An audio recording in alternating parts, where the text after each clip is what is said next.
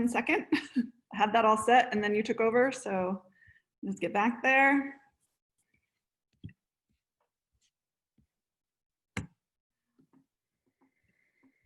Okay.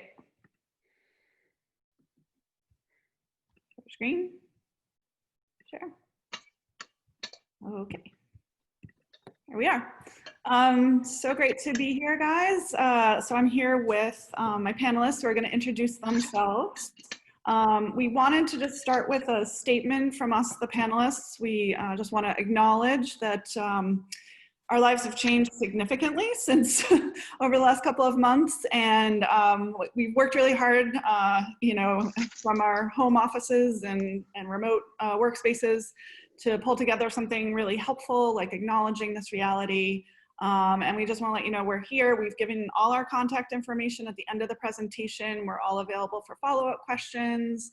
And we're just really here to sort of bring you some great content, and want you to hang in there. We will get through this. And so our agenda. So we're gonna go in, what we thought we'd do is introduce each other, introduce ourselves and what marketing automation really means to us. And then we're gonna get into talking about strategy, planning and goals. We're gonna go over some features, some must-have marketing automation features, talking about ways to segment, how to use SEO, and social to drive traffic to your site and engage users and convert users. Some thoughts on testing and measuring. Dave is our resident expert on conversion optimization, so he's gonna lead us on that. We give you some ideas of things you can do right now without spending money or onboarding new platforms, with an eye toward, you know, everything's changing and it's gonna be really hard to do something brand new right now. So just some sort of simple things. We've given a list of resources, and at the end is our contact info. So, without further ado, we're going to start with Kim. We've done this in alphabetical order by last name. So introduce yourself, tell us a little bit what you do and what you feel like is your take on marketing automation. Hey, sounds great. Thank you, Patty, and thanks again to the MCMA for inviting me to be on this awesome panel. My name is Kim Matooth. I'm with Makota Systems. We are a marketing and technology agency that's focused exclusively on the publishing industry, primarily consumer publications, but we also do some work with B2B and nonprofit organizations like AAA Northeast and a program on negotiation at Harvard Law School. As it relates to marketing automation, it's obviously a huge bucket, means so many things, but I think in its simplest form, it's about using technology to automate marketing tasks. And I think, as you'll hear all of us individually address over and over again, is it all starts with setting strategy and goals. Right, and as Makota is concerned, our big mission as it relates to helping our publishing clients is helping them sell more subscriptions online, helping them increase their subscription revenue digitally, which is that wonderful credit card auto renew revenue that we love, especially in times like this. So everything that I'll talk about and that I'll reference relates to, yes, attracting traffic, converting that traffic to becoming free subscribers, but more importantly, as it relates to marketing campaigns, it's increasing the revenue that we can generate from these free subscribers. So it's all about defining very specific requirements to govern these campaigns. I mean, that's kind of the beauty of it. Once you know what it is you want to do, you can get really specific on what's required to get there. And a couple of examples for publishers for some marketing automation campaigns that we kind of see as table stakes, kind of what everybody should have, include a welcome series. So treating your new to file names as special, acknowledging that they're brand new. You know, they like to say they'll never love you as much as they do when they first get introduced to your brand. So take advantage of that and send them dedicated content. And this particular program, we see, you know, anywhere between a 5 and 10x lift when you compare what it would be like if you just dropped a new free subscriber into, you know, your standard promotional flow versus sending them a dedicated welcome series. 5 to 10x lift, so very significant. Another example, abandoned cart, order flow recovery. We're all familiar with these as consumers. It's a lot of work to set up, frankly, with not too much of a return in our experience, maybe a 10 to 15% lift there, but once it's set up, it's sort of there. It's kind of set it and forget it. So a worthwhile exercise. And then lastly, echo campaigns, or what might be considered as resend. And as somebody with a journalism background, I get sort of horrified a little bit at the mega aggressive marketing techniques that we test and implement across our client base, but then I'm sort of silenced by their effect. So what this is talking about here is, let's say you send your promotional email at 2 o'clock selling a subscription to your magazine. Then at 7 p.m., you'll send the same one out to anybody who didn't buy, and the marketing automation integrations that we have enable the systems to automatically know who purchased and who didn't. And you send it out with like a last chance kind of messaging, and you're able to get 2x the lift. So you send twice as many emails, you get twice as many orders. So these are kind of, again, sort of couple of table stakes marketing automation programs that you might test if you're not doing it already. And yeah, I think that just kind of summarizes our perspective on marketing automation. Awesome, thanks, Kim.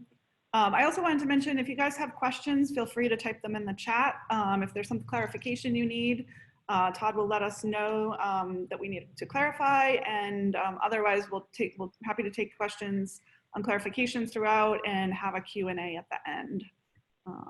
Okay, and now we're gonna meet Dave. Hey, my name's Dave Roma. I'm the founder of Drive Agency. We build CMS websites, mainly on HubSpot CMS. So just really making it easy for marketers to create and publish content on their website, but also giving them a website that is easy for them to maintain without a developer. So that's sort of one side of things, sort of the website development side of things. On the other side, we focus pretty heavily on conversion optimization and helping our clients turn their current website visitors into customers or into leads or generate sales on their website. So we do a lot of CRO, conversion rate optimization. You know, my take on marketing automation is it's a pretty broad, you know, thing. It's a pretty broad topic. At the core, it's really software that's used to assist in the execution and automation of a marketing strategy, right? So, you know, where, you know, pre-software, we used to do a lot of these things manually. Marketing automation really is just software that helps speed up and make efficient all the marketing stuff that we were doing manually. But it's important to note that the strategy comes first, right? This isn't marketing automation. It's not a thing that can replace marketing strategy. It's a set of tools to assist in the execution of a strategy. Some of those marketing automation strategies, I mean, there's a big range, right, of what marketing automation can be. It can range from sending a series of welcome emails to users who have just signed up for your newsletter, connecting your CRM to your website to display personalized content to your website visitors, even remarketing and serving ads to people who have visited a page on your website and didn't sign up or didn't take the action that you wanted them to take. So it's a really broad topic. I love it. I'm super passionate about it. And yeah, I think it's really important to mention that a good marketer, you know, there's two pieces to this. There's the strategy and then there's the execution. And the execution is really where marketing comes in and makes us more efficient so that we can spend more time on strategy or so we can reach more people. But it's important to note that no matter what, marketers should always be taking a human, customer-centric approach to communicating their message before anything. And that part hasn't changed. You know, that's been the case since marketing started, right? So now we're just seeing new ways to sort of execute those strategies with marketing automation. Awesome, thanks, Dave. Shirley asked a question, our good friend Shirley, and it's about the systems that you're using, Kim. So when we get into the meat of the slides, maybe we can talk about, we do have some specific, you know, ideas of systems and platforms. So just putting that out there for when we get into the meat of the presentation. That's a question from Shirley. Yeah. You got it. Yep, there's a slide that shows that. Yep. Yep. Okay, good. All right. Hi, Lindsay. Hey. Hi, I'm Lindsay Stevens. I actually work at HubSpot. David just mentioned it a bit, but I am a channel consultant. So I work with our agency partners who resell HubSpot to their clients. I work with those partners on strategy for their own agency use as well as their clients' use. And a lot of what we do is often automation. So when I was sort of thinking about what my definition of marketing automation is, I think really what it comes down to, and I think Dave kind of touched on this as well, is it's so broad. So the real definition is really rooted in how you identify the need for it, whether it's for your own internal use or for externally with your own contacts, whether it's generating more traffic, re-engaging with your existing customers, sort of whatever stage they're in, something can be automated there. But again, like the core premise of why you would automate, it's of course to increase efficiency, improve that engagement, but what we automate and how we do it, it's going to look different depending on your specific goals, your specific use cases, who you're targeting, things like that. All of things we're going to touch on later on in this presentation, but those all really play heavily into how we define it. I think the three main things I like to sort of make a note of here is one thing when setting up automation or when thinking about how to use it, the communication and transparency, not only externally but internally, is hugely important. This really starts at the very beginning in terms of team alignment. What is the reason you're setting this up, and how are we going to make sure that all the teams are understanding of what's going to be happening, what their buy-in is of it, and how it's going to help your whole business across all teams. The other one, and I think Dave also kind of touched on this, and somewhat of a misconception I think for a lot of marketers, is the automation doesn't do the work for you, and there's always time to sort of reevaluate, strive for better results. And that's where the testing and tracking comes into play, because yes, there's this great idea of setting it and forgetting it and letting it run and let the power of automation take over. We really want to track that progression, see those results, and then use those results to maybe initiate that next goal or use case for your next automation. And yeah, then that's great, Lindsay. Thanks. Okay, sorry, you're still going. Oh yeah, go for it. Yeah, no, and I got something yesterday, and it was just so clear that they had not updated their marketing automation since the current crisis, and I just felt very, it hurt. It hurt my marketing automation heart, you know. So especially in this time, you've just got to review everything you're saying and sending. So 100%. Yeah. Did I cut you off, or? No, I think like just off of that, the last thing I would say is after you've sort of touched on those first two pieces, the last piece is to just define what processes need to be set up in order to achieve your goals through automation. And like you just mentioned, go back to those definitions, and you might have to sort of readjust. Definitely. Great. Okay, Josh. Hi, everyone. I'm Joshua Storch. Thank you, MCMA, and thank you, attendees, for presumably inviting us into your homes. I'm sure a lot of you are busy, so I'm glad you could jump on here to learn a little bit more about marketing automation. So the company I work for, HeMarket Media, is it's a B2B media specialist. So in the United States, a big part of our business is medical information. So that's really the ad engine kind of runs the business. So whether that's sponsored emails, sponsored ads on the website, and the way that that's really changed over the last few years is it was one ad for everybody, and then it was 10 ads spread across 1 million people, and now it's you might see a different ad than everyone else sees based on who you are and what you do and what you've done. The smaller part of our business is in the several specialist space. So there's long-term care, there's public relations, and there's pharma marketing. And on those sides, it's more about lead generation than it is about the content and getting paid for people building up traffic.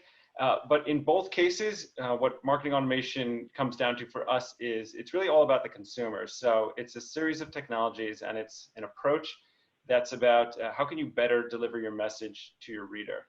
So these people are being bombarded with advertising all the time, whether they're outside, it's a billboard, which of course is old school, or it's targeted emails or targeted advertising on a website.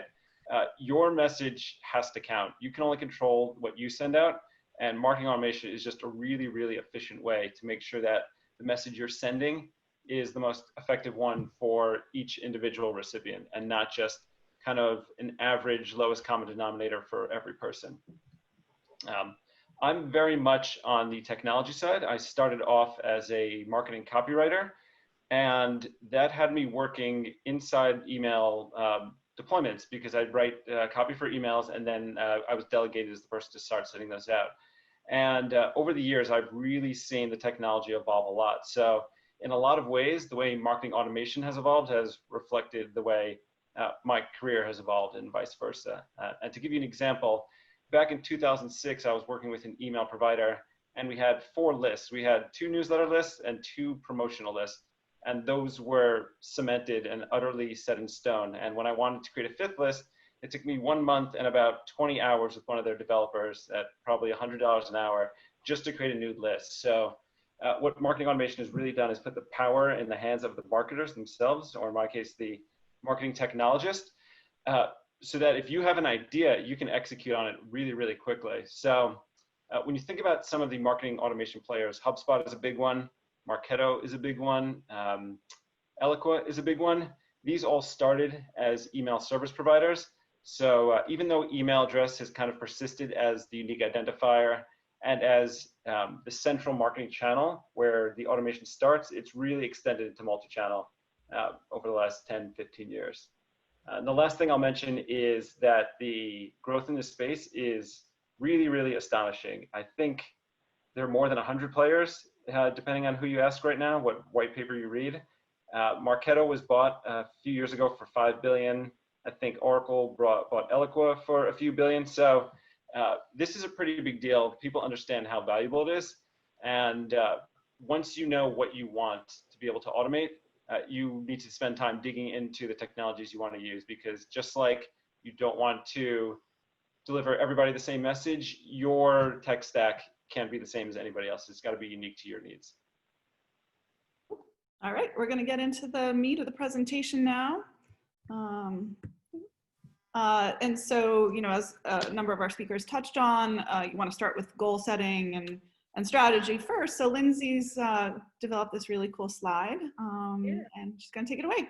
Yeah, so I think before we get into all of the nitty gritty, I kind of mentioned this, but the goals and the reasons behind why you need automation and why you're going to use it is so, so, so critical to the success of any marketing automation that you set up.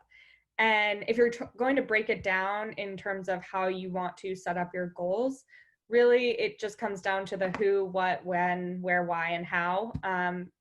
Things we've all heard before, but as it directly applies to your automation, there's different specifics under each of those sort of subsections.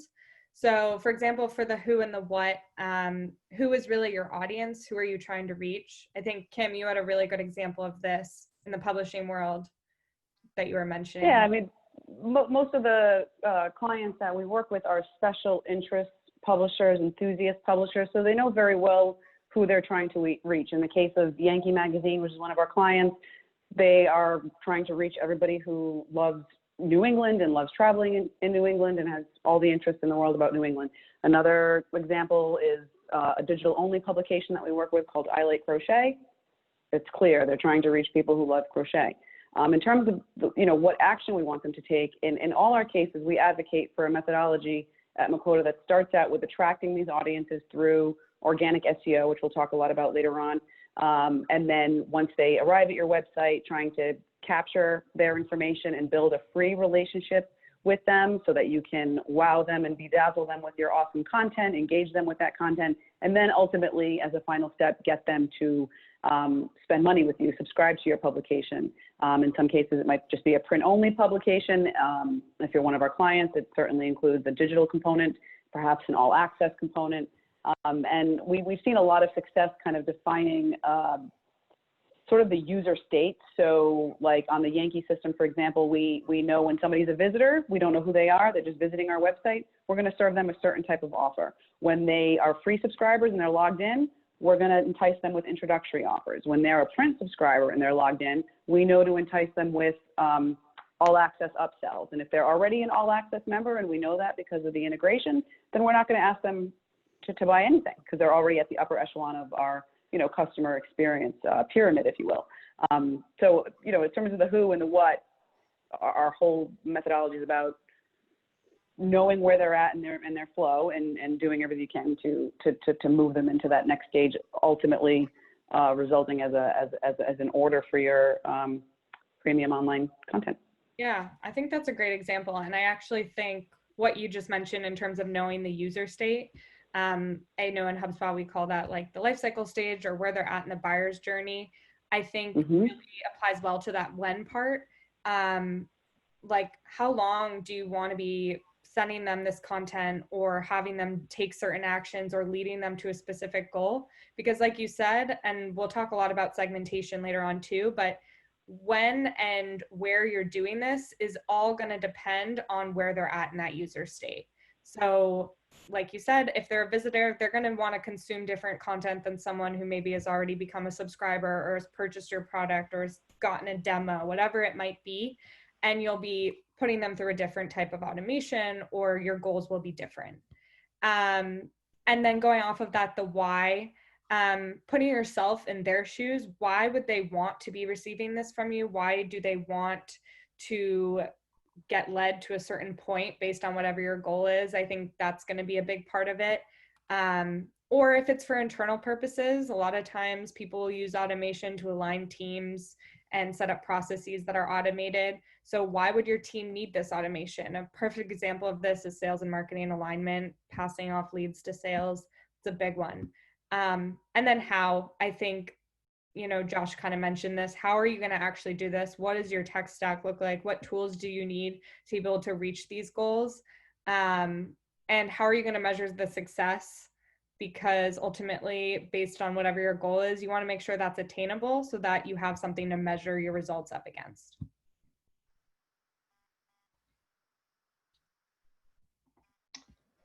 So this admittedly primitive and perhaps not royalty-free slide that I added sort of depicts how, as a marketer, you should really think of the marketing automation tool as the nucleus of all your marketing. So all of your users are stored in there with some sort of unique identifier. And, at the guts of it, it sends out email, but reporting is a huge part of it. What people do once they get to your website is a big part of it. So if the data is moving correctly through your tech ecosystem, people are coming into your marketing automation system as new users or as existing users repeating an action. For example, someone has been in your database for a year and now they're attending a webcast for the first time since they signed up. The marketing automation engine really captures all of this information and allows you to evaluate the users and evaluate the campaigns. So you might be running a series of manual campaigns and in tandem with a series of automated campaigns. What you should be doing is analyzing as much data as you can that's kind of close and endemic to the marketing automation platform, and really using its suite of tools to, I guess that bullet there, optimize the user experience as best you can. So maybe you have a welcome series that reacts to people one day after they sign up on your website. And then maybe you have a separate one that reacts to them 2 days after you sign up for your website. So the marketing automation tool will really allow you to test and measure how those two do against each other. Yeah, this is awesome. And just one thing came to mind. I don't even think this is in the presentation at all, but super important. Like this system that we're looking at right here, this is like in an ideal world, this is what marketing automation does for us. At the core is the CRM, right? And the contact data within the CRM needs to be clean and accurate for this to operate efficiently. I see so many times where clients or just people that I work with are trying to use CRM and they're trying to leverage the tools that are involved in marketing automation, but their data is not accurate. And if your customer data is not accurate, none of this is going to work the way you expect it to. So I just can't stress that point enough. Great, thanks, Dave. So true. Right. Kim has a little bit of a publisher view here of a similar, this is royalty free, I believe. Yes, it is. So speaking of like a tech ecosystem, I think is the word Josh used. So for our clients, we're actually looking at Yankee Magazine setup. So Haven WordPress is sitting in the middle. That's WordPress that we have highly customized over the last 10 or so years. So that's the CMS. If you focus on the sort of lower left quadrant area, we have two-way APIs between the fulfillment systems. So in the case of Yankee, that's PCD. In the case of the I Like Crochet example, it's SFG. We have integrations with CDS. So and that tends to be the database of record.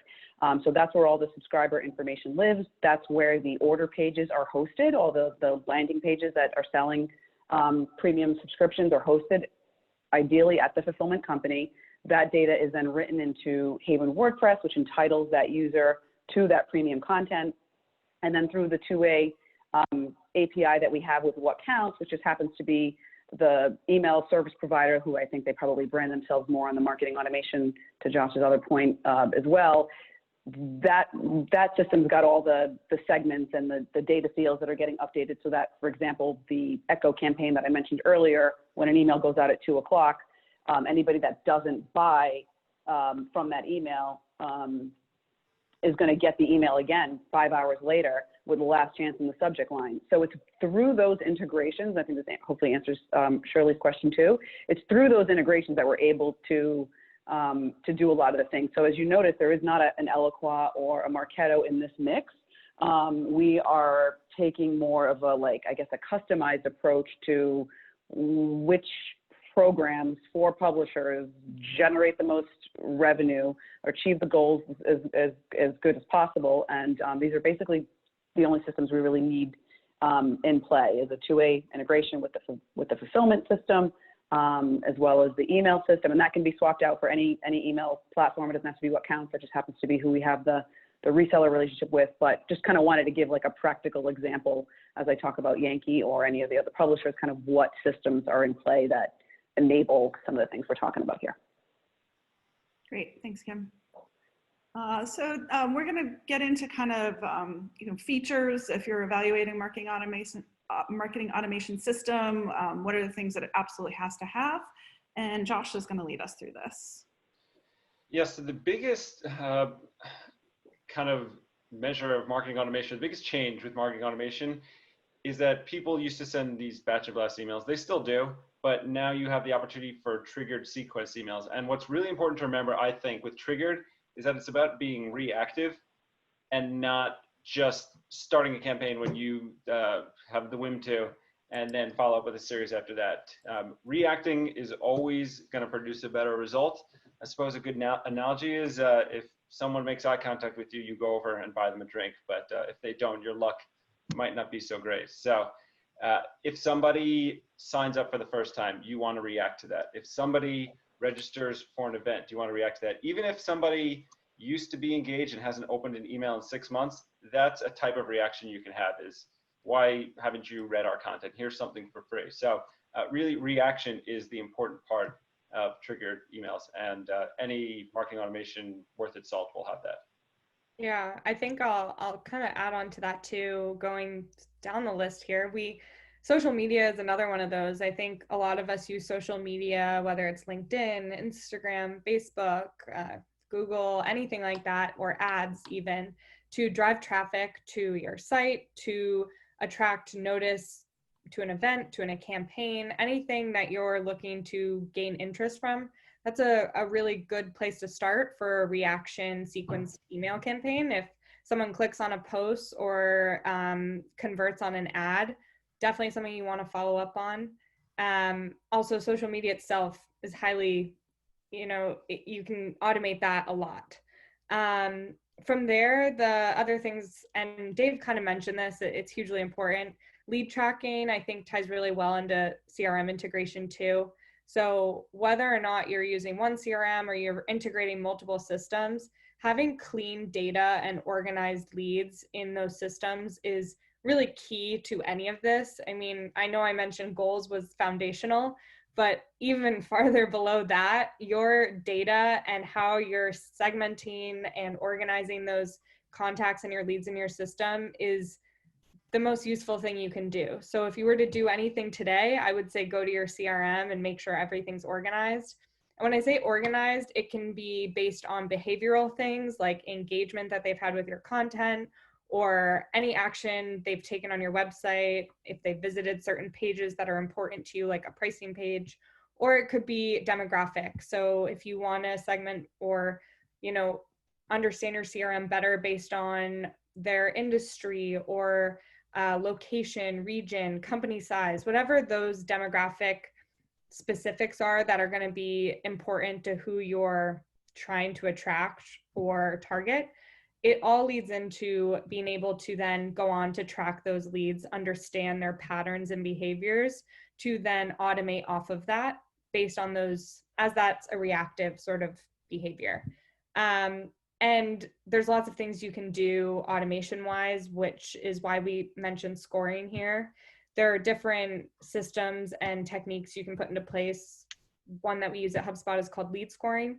So you would score your leads, giving them different scores based off of where they might be in that user state, how engaged they are with your content, or maybe they have a less score than someone else because they don't necessarily fit your ideal customer or your profile type. It's another great way to organize your leads and make sure that the CRM or the CRMs are working together and are organized that way. Yeah, the CRM contact data cleanliness just can't be stressed enough, because really it's the foundation, like you said, Lindsay, of all this. And when it comes to, I'll touch on the CMS piece, for content management for the website. You know, the components of a really good CMS, in my opinion, are that, because there's a ton of CMSs out there, they have to be two things really at their core. They have to be like almost like a pleasure for developers to work on, especially for bigger companies that require you know, a lot of augmentation, that has to sort of be bigger than just the templates that were originally associated with the website. So it's got to be really easy for developers and really like a pleasure for a developer to build on the website.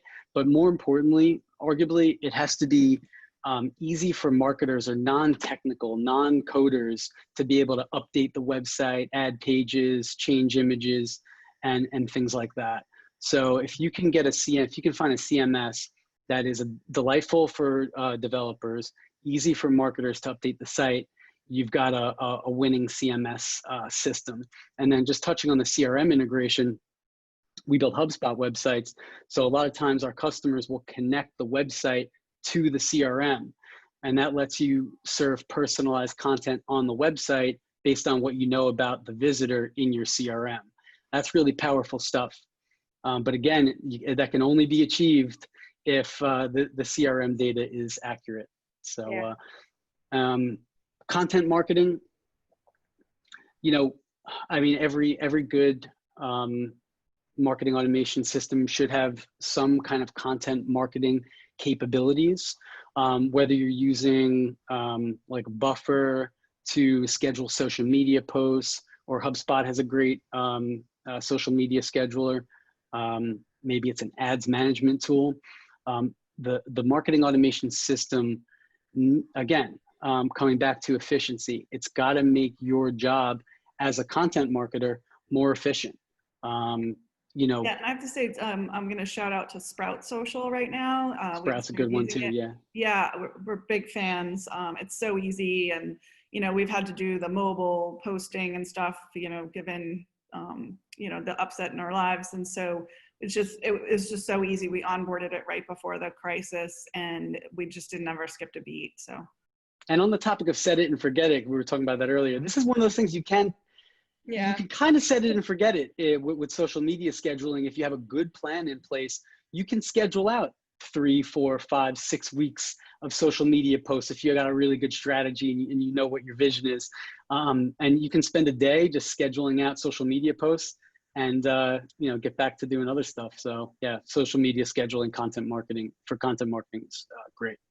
Totally.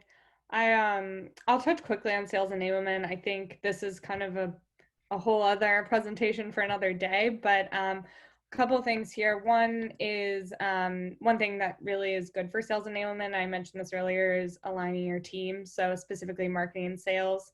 I think often they work in silos when the most successful organizations run when those teams are aligned, because having marketing be able to align with the needs of sales and have sales be able to report back to marketing that everything you have done is brought this person to become a customer because you started that initial engagement or that initial attraction, I think is really helpful and also motivating for both teams. Marketers are then able to show ROI because you're actually attributing dollar signs and revenue back to that initial social post if that was their first conversion. So there's a lot of powerful stuff that comes from automating internal processes there. The other thing is account-based marketing or ABM. Again, this can also help if you have a CMS that's connected to a CRM. It allows you to really understand who your target accounts are and what matters to them the most, and then show them that relevant content. So those are all things you can automate when you have those systems connected. And just to add on to a couple of things that you guys both said as it relates to our experience with the publishing industry, everything you said about CMS, Dave, is spot on. That's why we chose WordPress. I feel grateful that we made that decision, 11 or so years ago, and it still remains, so widely used, integrates with everything, et cetera. And then as far as that CRM integration or the fulfillment system integration, I just want to point out that one of the biggest successes we've had, again, thinking about Yankee, just top of mind, the minute we were able to recognize who is a print subscriber, I mean, it's something, as I say it seems so basic, but it's had a profound impact.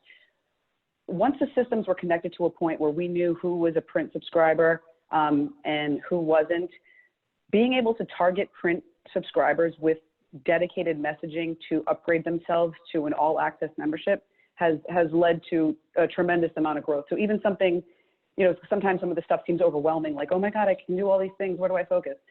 Just that one piece has contributed significantly to the growth that Yankee has had with their all-access membership, which is now over 25,000 members and growing. So just wanted to kind of relate it to a practical example. Kim, to your point, you just brought up a really good point that this can seem overwhelming, right? Like we're in this every day, right? So Right. It's kind of second nature for us to talk about this. This is not something that everyone needs to, you don't need to do all this today or this week or even Right. this month. Building a good marketing automation system is almost like a way of life. It's like a thing that you it's a system that you build continuously, incrementally over time until you have a working machine. Agreed. Yep.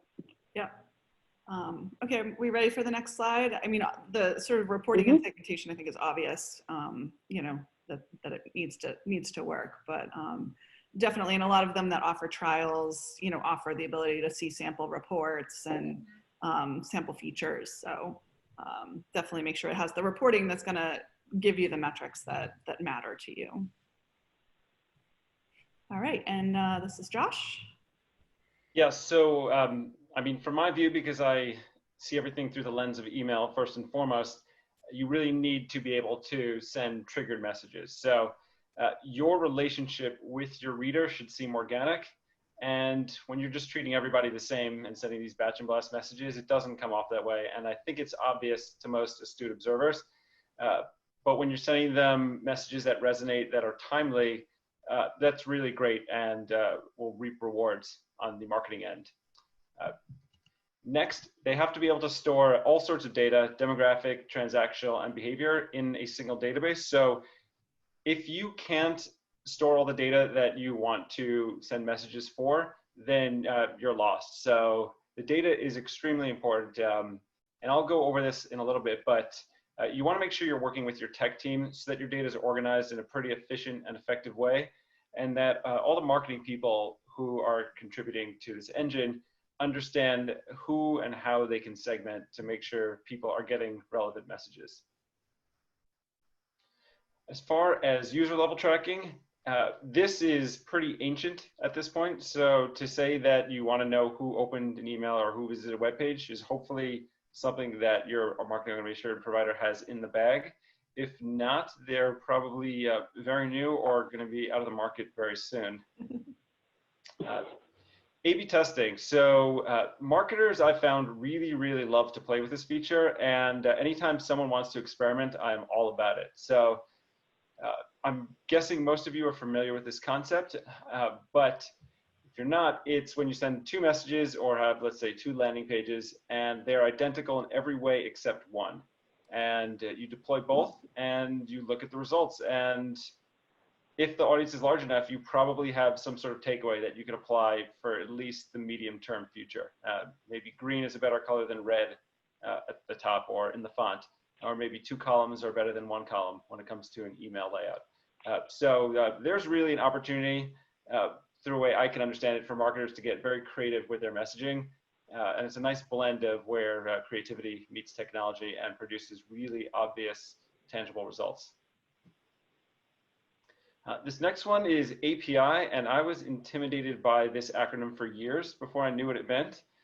It's basically just a way that allows programmers to move data around. So it's very human readable. Even if you're not that into technology, you can open up an API documentation, basically plug a URL and hit enter and get all the information that you want. An example might be constantcontact.com/API/open/the campaign ID.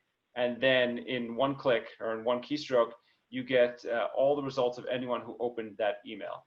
So an API is really important to bring data into the system, but also to push it out to other, perhaps, reporting systems that you might have in your tech stack.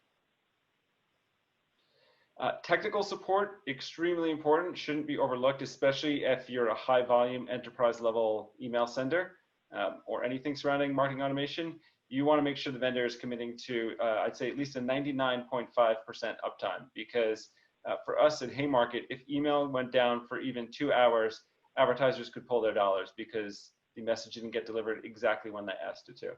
So extremely important, as well as round-the-clock support, because if you're burning the midnight oil and you see that something isn't working, someone should respond immediately and get on it for you. And dynamic content, probably also a familiar concept to many of you. If you find yourself in a situation where you can't really segment, you're not sure how to segment, and you want to send a message to a large audience, dynamic content will allow you to have subtle differences in that content. So I might see a different subject line than Kim based on what I do for a living versus what she does. And even though the email itself is the same, each of us is a little bit more likely to open that message and do whatever it is that you want us to do. As far as the non-email features with marketing automation, you probably want a system that can integrate forms and landing pages. So even though it's kind of an email tool at its guts, you want to have something that can track anonymous users moving throughout your website, especially in our case, in the case of a publisher, where people might be moving from article to article. That's all really valuable information that we want to capture. So when they do submit a form or when they do submit a landing page, and this is kind of HubSpot's bread and butter, you know exactly who they are and what they've been doing up until that point, and allows you to be really reactive and give them great messaging. In the same vein, user level tracking, you want to know who visited your pages, what they submitted, how long perhaps they were moving through your website before they submitted, and all this information is really helpful to improve your marketing. One of my favorite sort of features when it comes to email and web stitching together is what's called a URL scrape. So a really good email tool without the help of a developer, and that's I think an important distinction to make, because there are transactional email tools out there which are entirely run by developers, and you as a marketer really won't be able to, in the moment, ask for a request. But a marketing automation pure play should be able to take what's on a URL, perhaps a built newsletter, plug it into your engine and send out an email that's propagated from that URL. And at the same time, do that with automated messages. And Dynamic content, I think we might have a bit of a typo here, but the same concept as email. When people are looking at your landing pages, you can serve different content to them based on who they are and what you know about them.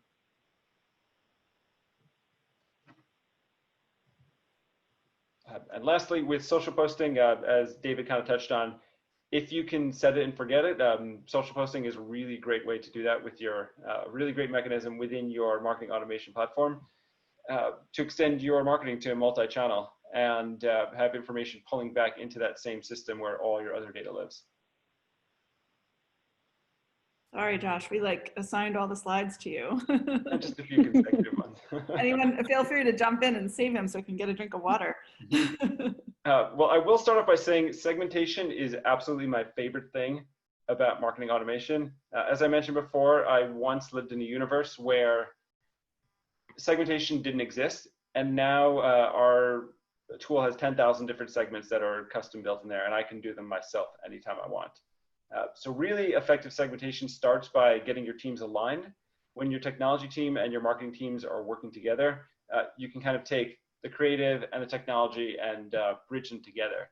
So if you don't feel you're at a sophisticated sort of stage with your segmentation, I would say the first thing as an audience developer or marketer to do would be take inventory of everywhere your data is coming in, all the data points from each, and then start speaking with your technology team about how you can get that data organized inside your marketing automation platform. Yeah, and I'll add here too, one thing I think a lot of my clients ask me is when looking at emails and click rates, like how can we drive those click rates up and how can we increase those engagements? Segmentation is huge here because one thing that people, I mean, obviously you want to look at the email itself and the content you're sharing, but also who's actually receiving that email and why. So if you're sort of diving in here to the segmentation piece, think about, are you just setting up a sequence of emails if this is like a lead nurturing campaign and everyone is going through the same sequence? Or do you have specific logic in place that's going to differentiate as people move through? Whether it's just, did someone click on this or not, they'll receive something different if they did. Or if it's more specific, you have more than one CTA and a call to action in an email or something like that. Who should be receiving what content based on your segmentation really helps with a lot of your reporting and also getting those engagement rates higher. Yeah, I mean, if you're sending personalized emails, you're going to get opens. Like especially if you know your audience and you know what they want to read or hear about, or you're going to serve them some content that's going to benefit them. Marketing email or not, they're probably going to at least open it and look at it, maybe even click on a link and go to a website. But yeah, the content has to be relevant to that person, and that's how you do that through segmentation. One thing I like to do sometimes, honestly, when I'm thinking about it or talking about it, is think about your own behavior. And everyone has that one email that they use that's more of their junk email, or they get all their subscription emails there. And if you are thinking about the times when you go through that inbox, what are the emails that you're naturally drawn to, you actually open, or you're like, oh, that subject line was pretty tempting. And then try to work that into your own practice, because what you do is pretty similar to what your audience is going to do. You just have to tweak it a little bit based on the content you're serving. Definitely. Yeah. And don't be afraid of high frequency too. I feel like a lot of times we're, especially in the age of marketing automation, we're trying to be so segmented and specific with who we serve, we kind of shy away from high frequency emails. We say, oh God, we don't want to inundate, we don't want to bombard. And again, somebody coming from me, a journalism background, I've always been on that side of it until I've seen us repeatedly recommend increases in frequency to our clients. They roll them out and they don't see a big spike in unsubscribes. You know, if anything, the more frequent you're sending, as long as the content is relevant, the less likely they are to subscribe, because you're becoming part of their daily habit. And for consumer, enthusiast magazines, you're sending them information about stuff they love.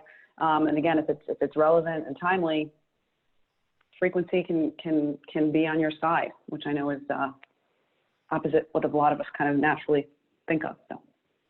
I totally Yeah, agree. and I think we've each said the word relevant 2 or 3 times in the last 5 minutes, because that's really what the automation isn't just about automating; it's about increasing relevance. Reducing workload on certain menial tasks to make the messaging better for the audience. So I would say really avoid that temptation that that the message is relevant for everyone. Just because they're signed up on your website and in your database doesn't mean every message matters to them. Make each one count. Yeah, we're so used to personalization now in 2020, right? Where this wasn't the case like 10 years ago, right? But now, like, we log Mhm. into Netflix and Netflix knows what shows I want to watch, and it's almost like if you get an email that's a marketing email that's not personalized, it's almost like a little insulting. It's like, what do you mean? How do you Yeah, not and you're know? annoyed. You don't know Yeah. what I like? Yeah. I'll unsubscribe just because of that.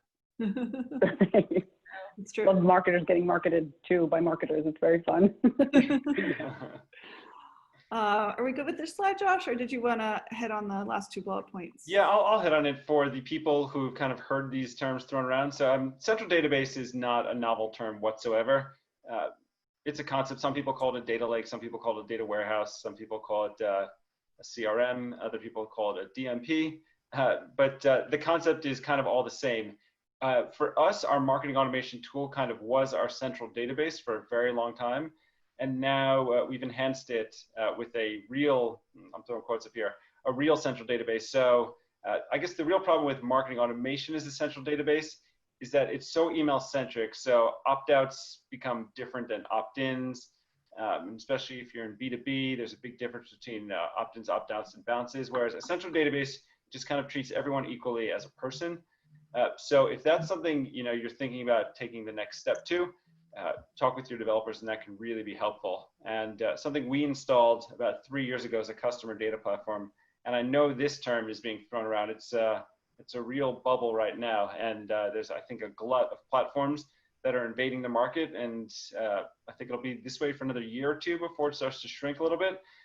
But a customer data platform is a really great engine for extending your marketing into multi-channel. So we use one to bring in all the data from our website and all the data from our marketing automation platform, and then stitch those data points together and target people through social, through the different ad exchanges on our website and back into our email. And we get really, really hyper-targeted audiences that are very successful.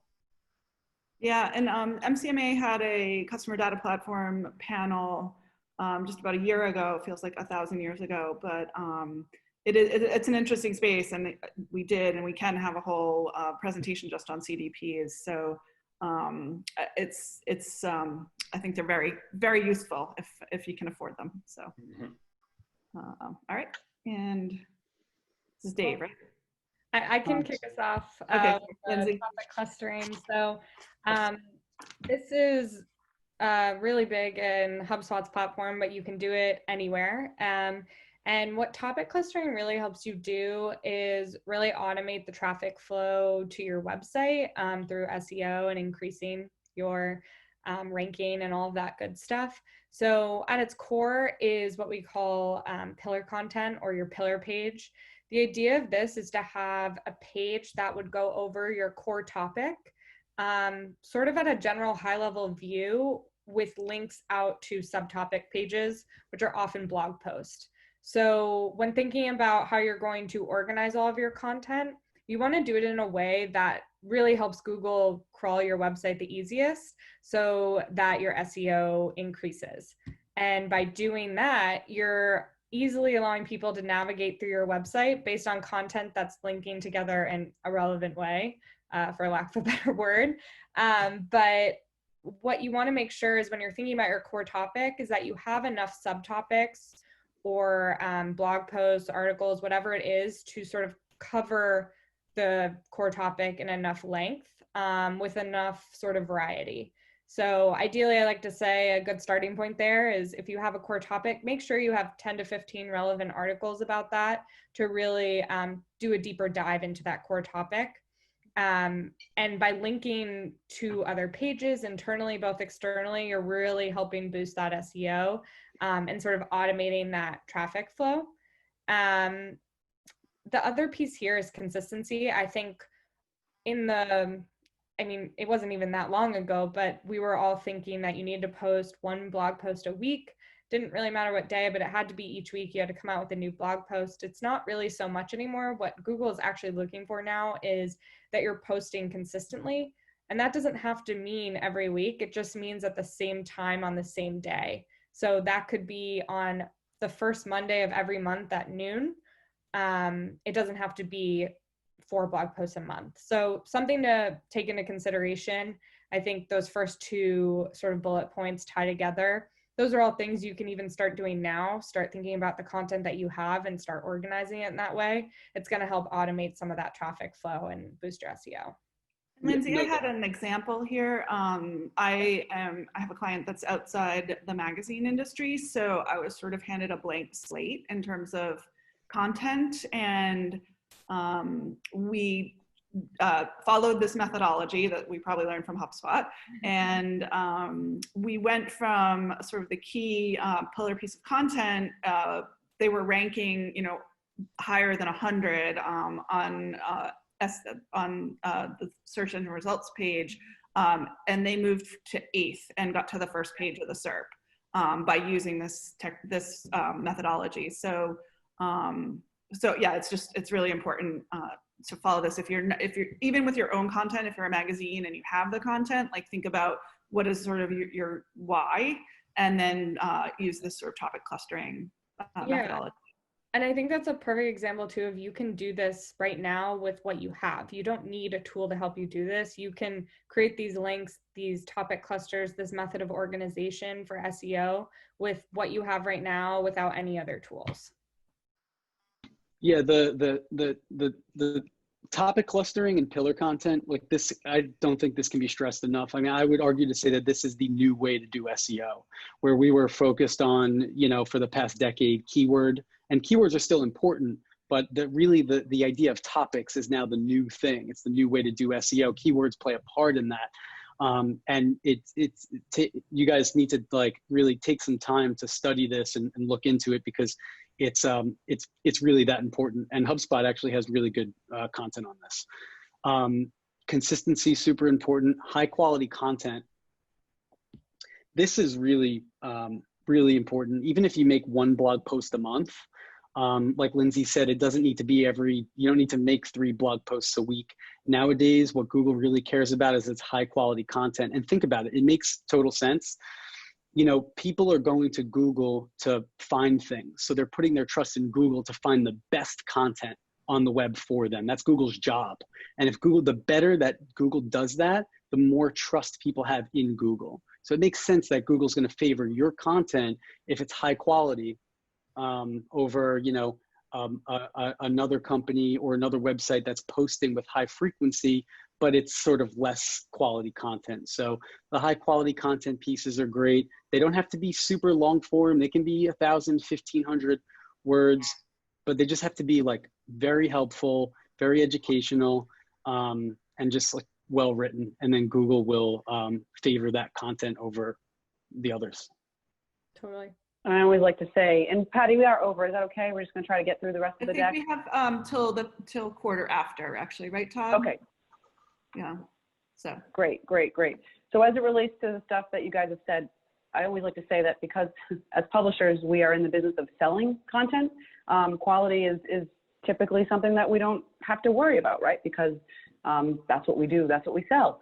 But in terms of what we can do now, to Lindsay's point, right now on your website, there are a handful of posts that are driving the majority of your traffic. These might be posts that you wrote in 2012, and they're still driving traffic. And so this concept of blockbuster posts that we've identified with our clients is, once you can identify those, and you very easily can through Google Analytics, there's a path, find out which posts are driving the most traffic, and consider those your blockbuster posts. And then what you do is you just put them on a schedule to get updated with some sort of frequency.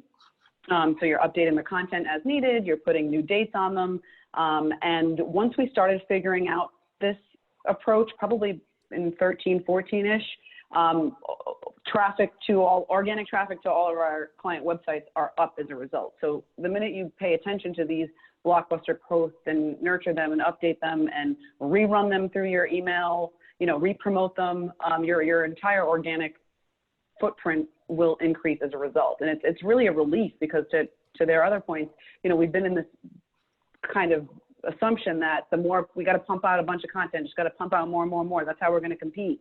And it's becoming less and less the case. It is more about that quality and paying attention to these blockbusters. And I think I even read something in Bo Sachs a couple of months ago now. I think it came out of the Europe somewhere, either in the UK or somewhere else, where a newsroom essentially decided to publish less content. And as a result, again, increased their organic footprint. So definitely something to look at. You guys are already sitting on content that's like your little workhorses, doing a lot of the work for you. Just identify them, love them, rerun them through your promotional stream, and you will increase your organic SEO footprint. You can just reuse and update, reuse, recycle, repurpose. And then use social media scheduler to schedule out social media posts and promote that content. Yes, especially the evergreen stuff. I mean, you could take one post. Seriously. There's a strategy one of my editors loves to talk about. She calls it 12 by 12 by 12. Take one post. You can literally write 12 different tweets about the one post, schedule it out for the next 12 days, and then schedule it out for the next 12 months. And as long as it's evergreen content, you're okay. So that's a big key. That's exactly how we view social, kind of like as a boost to improving our organic rankings. That's a really good point. Great. All right, we got 10 minutes, and I know we do have some questions. Dave, this is your slide. We've got 3 more slides. So I think we got this. We do have a question in the chat. Lindsay, do you want to hold that till the end, or? Yeah, sure. And I just responded, but someone was just asking what can they do right now, sort of in the midst of this pandemic, some actionable strategies. I put in the Q&A a resource that I have found really helpful that I found on LinkedIn actually. But I think the biggest thing is sort of how to adapt and adjust during this time. And a lot of what we've talked about in terms of what you can do right now is going to help you do that, especially taking the time to sort of organize and leverage what you have to find that competitive edge and be useful, educational, resourceful to customers or new visitors as well. And be empathetic and be real. We've all been like reached out to by COVID marketers over the last 3 weeks, and those disingenuous reach out attempts are terrible. Well, you see right through it. You see right through it. Yeah. So. Yeah. And one of my pieces of advice too is you've got to say something, like don't say nothing. Right. You've got to acknowledge it, like kind of how we started out with the new reality slide. Acknowledge it, move on, touch on it, but don't just stop communicating. And I saw a webinar where the CEO had said, we're getting troll comments. There was a mortgage company, and they said no more posting on social. And I think that's just not the right way to go. Yeah, I mean, I would say like whatever you do, I think addressing it's important, but just make sure there's no promotional aspect of it. And don't use it as something that's promotional. Use whatever you're saying to be helpful and empathetic. Mm-hmm. Yeah, exactly. And you can still convert. It's just all right, Dave, you do this in 2 minutes. All right, yeah. So these are some tips to help you convert your current website visitors into leads and sales, or help them to take the actions that you want them to take on your site. First one is adding CTAs to your content pages. You've probably already got killer blog posts and great content. You might have to add some calls to action to that content to get those people to not only read, but also take some action. So take a look at where you can add some CTAs, whether it's links or add some buttons to content that you already have. Use landing pages for promotions. If you're promoting one thing, whether it's like, let's just say it's an ebook, for example, make sure you send that traffic to a targeted landing page that has one theme. That theme of the page should be the thing that you're promoting. I have a whole post on landing page best practices. I'll include that in the link somewhere, in the notes somewhere. Remove distractions from your conversion path. This is especially true for landing pages. On your landing pages, you really want to try to remove things like the navigation, for example. You don't really want people clicking around your website when you're trying to lead them down a conversion path. So consider moving anything that might be distracting your visitors from making that conversion. Reducing form fields. This is one that I have to drive this point home to almost 100% of my clients. You know, just like try to think about the necessary information that we need to collect from our website visitors for them to convert. Name, email address, phone number. A lot of times that's it. We don't need to collect their full home address, not at this point. When we get them on the phone, we can ask for that information. But the less things you ask for them to do, the more likely they are going to be to convert. This is especially true on mobile, where filling out form fields is not fun on mobile, right? Sticky navigation with calls to action. Yeah, users scrolling down the page. Just make sure you have like a phone number or a CTA button in the navigation in the header. And then consider using chatbots and conversation tools. Sometimes people don't want to fill out a form. They want to talk to somebody, but they want to do it quickly. A conversation tool, like a chatbot or like intercom or something like that, is a great way to engage those website visitors. And the final point is around conversion tracking. Make sure you have that little snippet of code on your website that's going to track all these conversions. Whether it's a Google Analytics goal or Google Ads conversion tracking, you need to be able to measure the conversions that users are taking on the site. I know that was quick, kind of rushed through that because we're short for time, but no, that was perfect. And then you've got all sort of the notes here, so that's helpful that they can take those away and they'll bug you with questions. I know this crowd. Feel free. All right, Josh. And before I segue into this, I will mention, pile on one of David's points about reducing form fields. We're at a point now where a lot of our data generation endpoints are just email and country. If you have an email address, you have a relationship. And then if you have country, you can obey certain compliance issues. I'm sure are all aware of GDPR. CCPA, it's still a little murky, even though it's technically a passed law at this point. But yeah, with email and country and a good marketing program, you can kind of build from there. And I think that's 100% agree with that, short forms. 100%. So I think it was either Lindsay or Kim who came up with this test, test, test headline. And we said it 3 times because it really is so important. The technology allows you to test. Before it, you would just have a marketing campaign and maybe you could run a new campaign, you know, once a quarter or once a year. And by then trends have changed. So in real time, you can run all sorts of ABC tests. You could try something for a week and something else for a week. But test as much as you can if you're trying, especially if you're trying something new, and then figure out what's best and deploy it for a few months and then test again because habits have changed, technology has changed, your users have changed. But breaking those down quickly, so we all know what key performance indicators are, I'm sure. So when you're looking to measure success, you want to look at some things like new registrants per month on your website, the number of people who subscribe, let's say, to your magazine every quarter, every year, and the number of people who submit on landing pages, and see what you've changed from quarter to quarter, year to year, campaign to campaign, and why one perhaps was better than another. And reporting doesn't work without tracking, as David just said. So I think, I don't know, but let's just say half the universe or 3/4 of it, the business world uses Google Analytics. Maybe the rest use Adobe.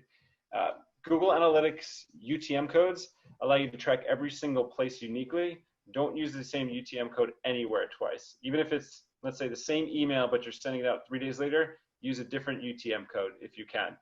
You really want to be able to track everything uniquely against everything else. So if you have a couple people in your company who are real analytics whizzes, and hopefully you do in 2020, they will eat that stuff up for you and give you the really important findings. We've touched on A/B tests before, but one thing I'd like to highlight, because I still see this misstep, if you're going to run an A/B test, whether it's in an email or on a landing page, test only one variable at a time. If you test 2 variables, you've already polluted your A/B test. You want to look at just one thing and see how the human brain reacts to each. One will likely be better than the other, even if it's only slightly, and then you can run with that and go on to test something else. And when you're measuring multi-channel, Don't compare your conversion rate on a website compared to versus your conversion rate on an email campaign. They're different. Email is more intimate, so it's going to be higher, almost certainly. Compare email to email and web to web when it comes to looking at your content and seeing how you want to change your creative. Comparing across channel is simply just for measurement purposes, so that you can report to whoever it is that runs the business, or if that's you, how each one performs. But they're all equally valuable in the long run for your marketing and for your success. Great. All right, it is 4:15. We've got, this is our last slide. So take it, close this out, Dave. Or whoever, yeah, Dave, this is your slide. Let's take a look here. Strategies and ideas to use existing tools. Yeah, I mean, there's a ton of, there are free tools on the market right now to get started. You guys are probably using some of these now. You know, screenshot this slide or take it from the notes, but these, like all these tools that I'm looking at right now, you can create a pretty killer marketing automation stack with all these. HubSpot alone has some the free CRM is probably one of the best ones I've seen on the market. I think, Lindsay, the HubSpot email marketing tool is free now too, right? Yeah. And yes. landing pages. And landing pages. Amazing. Yeah, that's crazy. That's especially so right awesome. now. So definitely. Yeah, that's new. That's a new thing, right? Because you guys used to charge for that. That's awesome. MailChimp, obviously everyone knows MailChimp. They're great. SpyFu, I use SpyFu to do keyword research and to spy on my clients' competitors and see what kind of ad copy they're writing and all that. SEMrush is probably maybe the more preferred version of SpyFu. I'm just used to SpyFu, but SEMrush is really good for keyword research. Google Analytics is, as Josh mentioned, and we probably all know, is you know, the de facto in tracking and reporting for website analytics. There's some other ones, but that one's a good free get in the door tool, and honestly, it can really do a lot. Search Console, if you want to really beef up your Google Analytics tracking, Search Console sort of gives you some more deeper insight into your website performance. So yeah, I mean, screenshot this slide. There are a ton of tools to get it. This doesn't have to be expensive. It can be, especially with bigger companies, but really you can create a nice free marketing automation stack and get running, at least to test out a bunch of features too. So yeah, I love this slide. Yeah, and we put some resources in the next slide. There's lots of them.